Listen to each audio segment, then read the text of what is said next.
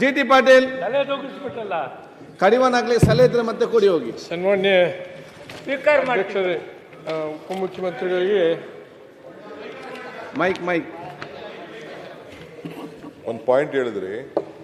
ಈಗಿನ ಲೇಟೆಸ್ಟ್ ಇದು ಬಂದ ಮೇಲೆ ಈ ಅಮೆಝಾನು, ಸ್ವಿಗ್ಗಿ, ಜಿಜಿ ಏನೇನೆಲ್ಲ ಹೇಳಿದ್ರಲ್ಲ, ಇದೆಲ್ಲ ಈಗ ಬಂದ ಮೇಲೆ ಈಗ ಔಷಧಿ, ತರಕಾರಿ ಎಲ್ಲ ತರಕ್ಕೆಲ್ಲ ಫೋನ್ ಮಾಡ್ತಾರೆ, ಎಲ್ಲ ತಂದು ಕೊಡ್ತಾರೆ. ಇನ್ಕೂಡಿ ಒಂದು ಸಣ್ಣ ಟ್ಯಾಬ್ಲೆಟ್ಗೂ ಕೂಡ ಈಗ ಫೋನ್ ಮಾಡಿ ತಂದು ಕೊಡ್ತಾರೆ.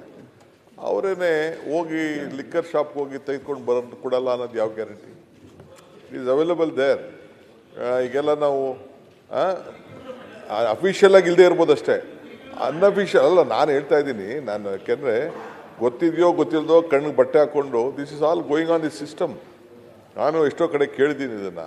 ನಾನು ಅದಕ್ಕೆ ನಮ್ಮ CMಗೂ ಒಂದ್ಸತಿ ಹೇಳ್ತಿದ್ದೆ, ಈ ನಮ್ಮ ಕರಾವಳಿ ಬೆಲ್ಟಲ್ಲಿ ಕೆಲವೆಲ್ಲ ಬಾರ್ಗಳಲ್ಲಿ ಅಲ್ಲೆಲ್ಲ ನಾವು ಪರ್ಮಿಷನ್ ಕೊಡ್ತಾ ಇಲ್ಲ ಬಾರ್ಗಳಿಗೆಲ್ಲ.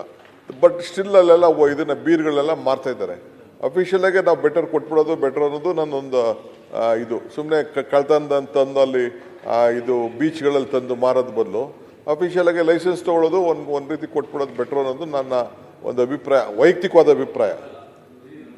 ಚರ್ಚೆ ಬೇಡ. ಆಮೇಲೆ ಜೊತೆಗೆ ಮನೆಗಳಲ್ಲಿ 7 ಬಾಟ್ಲ್ ಮೇಲೆ ಇಟ್ಕೋಬೇಡ ಅಂತಾರೆ. ಎಲ್ಲ ಓದೋರು ಬಂದವರೆಲ್ಲ ಒಂದೊಂದು ಬಾಟ್ಲ್ ತಂದು ಕೊಡ್ತಾ ಇರ್ತಾರೆ ನಮಗೆ. ಅದಕ್ಕೂ ಏನಾದ್ರು ಒಂದು ಹೊಸದಾಗಿ ಮನೇಲಿ ಇಟ್ಕೊಳ್ಳೋಕ್ಕೆ ಒಂದು ರೆಗ್ಯುಲೈಸೇಷನ್, ಇಲ್ಲಾಂದ್ರೆ ಇವನು ಯಾರು ಇನ್ಕಮ್ ಟ್ಯಾಕ್ಸ್ ಬಂದ, ಅವ್ನು ಬಂದ, ಇವನು ಬಂದ, ಅವನಿಗೊಂದು ಕೇಸ್ ಹಾಕೋದು, ಅವನೊಂದು ಮಾಡೋದು, ಇವೆಲ್ಲ ಕೂಡ ಗೊತ್ತಿದೆಯೋ ಗೊತ್ತಿಲ್ಲದೆ ಇಲ್ಲೀಗಲ್ ಆಗಿ ನಡೀತಾ ಇದೆ. ಅದಕ್ಕೆ we should try to bring regularisation ಅನ್ನೋದು ಕೂಡ ಒಂದು ದೊಡ್ಡ ಚರ್ಚೆ ನಾವು ನೀವು ಸೇರಿ ಮಾಡಬೇಕಾಗಿದೆ. ಜಿ.ಟಿ. ಪಾಟೀಲ್ ಚರ್ಚೆ ಬೇಡ. ಯಾಕೆ ಚರ್ಚೆ ಸರ್ ಸಭಾಧ್ಯಕ್ಷರೇ, ನನ್ನ if my information is right, even ಈ ಗಿಗ್ ವರ್ಕರ್ಸು ಈ ಏನು ನಮ್ಮ ಹೊಸ ಸಿಸ್ಟಮ್ ಬಂದಿದೆ, ಇದ್ರ ಮುಖಾಂತರ ಡ್ರಗ್ಸ್ ಕೂಡ ಸಪ್ಲೈ ಆಗ್ತಾ ಇದೆ. ಸರ್ಕಾರ ತನ್ನ ಹತಾಶೆನ, ತನ್ನ ಅಸಹಾಯಕತೆನ ತೋರಿಸಬಾರ್ದು. ಅಲ್ಲ ಸರ್, ಸಮಾಚಾರ ಹೋಗ್ತಾ ಇದೆ,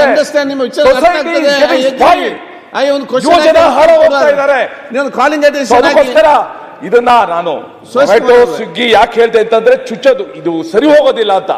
ಅವ್ರು ಹೇಳ್ತಾರೆ ಕ್ರಮ ತಗೊಳ್ತೀವಿ, ಆಗಾಗ ಆಗ್ತೀವಿ. ಇವ್ರು ಗೊತ್ತಾಗೋದಿಲ್ಲ, ಅವ್ರಿಗೆ ಪೊಲೀಸ್ ಅವ್ರಿಗೆ, ಎಕ್ಸೈಸ್ ಅವ್ರಿಗೆ ಯಾರು ಮಾಡ್ತಾರೆ ಅಂತ. ಕಾಲಿಂಗ್ ಅಟೆನ್ಷನ್ ಆಗಿ ಚರ್ಚೆ ಮಾಡಿ. ಜಿ.ಟಿ. ಪಾಟೀಲ್ ಇಲ್ಲ ಅಲ್ಲ, ನನ್ನೊಂದು ಸಲಹೆ ಅಧ್ಯಕ್ಷರೇ, ಇವ್ರೇನಾದ್ರು ಟಾರ್ಗೆಟ್ ಫಿಕ್ಸ್ ಮಾಡಿ ಇಷ್ಟು ಮಾರ್ಬೇಕು ಅಂತ ಇದ್ರೆ ಲೈಸೆನ್ಸ್ ಕೊಡ್ಲಿ, ಬೇರೆ ಬೇರೆ ಪ್ರೈವೇಟ್ ಆಗಿ ಮಾರೋದ್ ನಿಲ್ಲಿಸ್ಲಿ. ಮಕ್ಳಿಗೆ ಏನಾಗುತ್ತೆ, ದೂರ ಹೋಗಿ ತಗೊಂಡು ನಾಚ್ಕೋತಾರೆ. ಮೊಬೈಲ್ ಸಿಸ್ಟಮ್ ಅಲ್ಲಿ ನಿಮಿಷ ಅಧ್ಯಕ್ಷರೇ, ನೀವು ಲಘುವಾಗಿ ತಗೋಬೇಡಿ. ಇದು ಒಂದ್ ನಿಮಿಷ ಕೇಳಿ. ಎಲ್ಲಿ ಕೆಲಸ ಮಾಡ್ತಿರ್ತಾರಲ್ಲ ವರ್ಕರ್ಸ್, ಹಾರ್ಡ್ ವರ್ಕ್ ಮಾಡ್ಕೊಂಡು ಗುದ್ಲಿ ಎಲ್ಲ ಮಾಡ್ತಾ ಇರ್ತಾರಲ್ಲ, ಅಲ್ಲಿಗೆ TVS ಅಲ್ಲಿ ತಗೊಂಡೋಗಿ ಮಾಡ್ತಾ ಇದಾರೆ. ದಯಮಾಡಿ ಅಲ್ಲಿ ನೋಡಿ ನೀವು ಆ ಪರಿಸ್ಥಿತಿ. ಜಿ.ಟಿ. ಪಾಟೀಲ್ ಸನ್ಮಾನ್ಯ ಅಧ್ಯಕ್ಷರೇ, ಮಾನ್ಯ ಸುರೇಶ್ ಕುಮಾರ್ ಅವರು ಬಹಳ ಹಿರಿಯ ಶಾಸಕರು, ಸಚಿವರಾಗಿದ್ದಂಥವ್ರು. ನೀವು ಈ ಸ್ವಿಗ್ಗಿ, ಝೊಮ್ಯಾಟೊ ಅಲ್ಲೆಲ್ಲ ಡ್ರಗ್ಸ್ ಮಾರ್ತಾರೆ, ನಮಗೆ ಇನ್ಫಾರ್ಮೇಷನ್ ಒಂದು ಇನ್ಫಾರ್ಮೇಷನ್ ಇದೆ ಅಂತ ಹೇಳಿದ್ರಿ. ದಯಮಾಡಿ ಆ ಇನ್ಫಾರ್ಮೇಷನ್ ಏನಿದ್ರೆ ನಮಗೆ ಶೇರ್ ಮಾಡಿ.